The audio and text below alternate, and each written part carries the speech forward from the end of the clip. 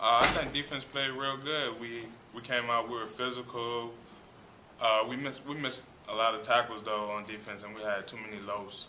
That probably was, I say, the downfall. The only bad thing we did, but we just have to make tackles and stop them when we can. Has this been a pretty tough 4 days for you personally to try and get over this loss and what happened in this game? It's been a little tough, but I mean, we still have 11 games left in the season, and I have to just move on from it. We got to focus on who we have to play next, and that's Murray State. Is it encouraging to play so well with the absence of guys like Nate Irving? I say yes, because it just goes to show that one person doesn't make this team. It's a team, and without him playing, yeah, it's a big loss for us, but we just have to move on. Other guys have to step up. South Carolina came in and they were going to make a concerted effort to run the ball, but still they barely got over 100 yards. How do you feel about NC State's ability to stop the run in that game? I feel that we're a good run-stopping team. People may think they're going to come in here and run, but we're going to prove them wrong, and that's basically what we did. Like I said, we had 21 missed tackles, which is unacceptable, but we're going to work on that this weekend, come out and have a better performance. That seems like a lot. I mean, the State's pretty good defense. What do you think happened there with the 21 missed tackles?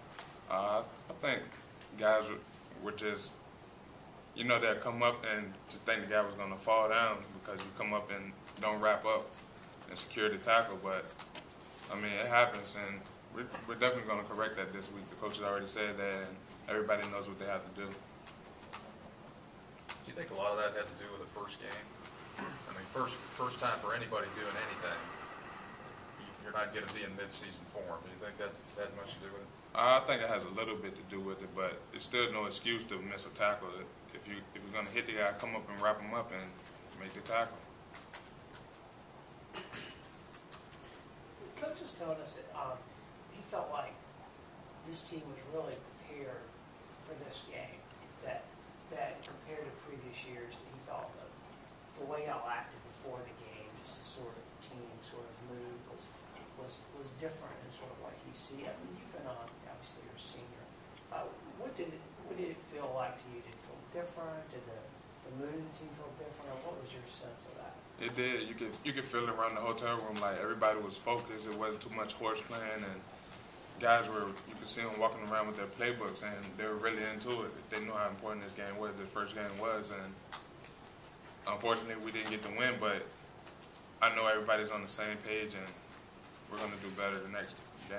So like horseplay, I mean, like what would you have seen maybe 2 years ago or maybe 3 years ago before Brian got here? I mean, guys joking around, or just can you sort of paint a picture of what you mean? A lot of guys, walking around the hotel, because usually guys used to bring, a lot of people play Guitar Hero. They used to bring their guitars and stuff on the bus, and used to play Hero or actual Guitar Hero, the fake guitar, Yeah. and a lot of laughing and joking. And this year it wasn't like that. It was everybody knew we had a mission and we had to go out there and play ball. Why do you think that was? Everybody's buying into the system.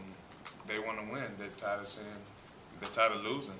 I'm tired of losing, and guys are just more focused. I can see it. Did you see? Now I'm not making fun of Guitar Hero. I have 12-year-olds, 17, things like that are fine.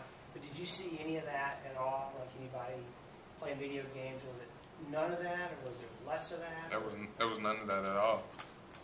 Leave that stuff at home. You do that after the game. Go play Guitar Hero after the game. Everybody knows now. We're all in tune.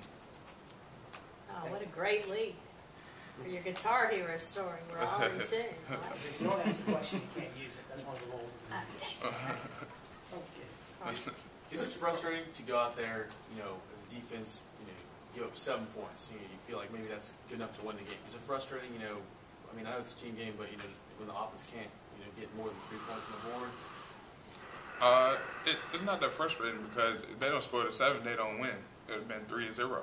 So, I mean, the offense, they just weren't clicking like they usually do. I mean, that happens to the best of teams, I still feel they played good, and we would have stopped them from scoring. We would have won, so can't blame it on the offense.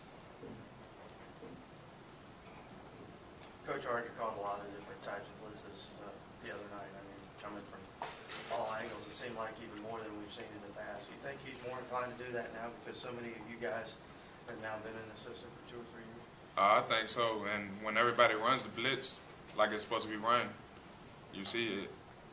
We do what we have to do, and it happens for us. So he feels comfortable with us calling blitzes, and he just sends the play in, and we execute it to the best of our ability. What are you expecting out of this team in a late response this week then?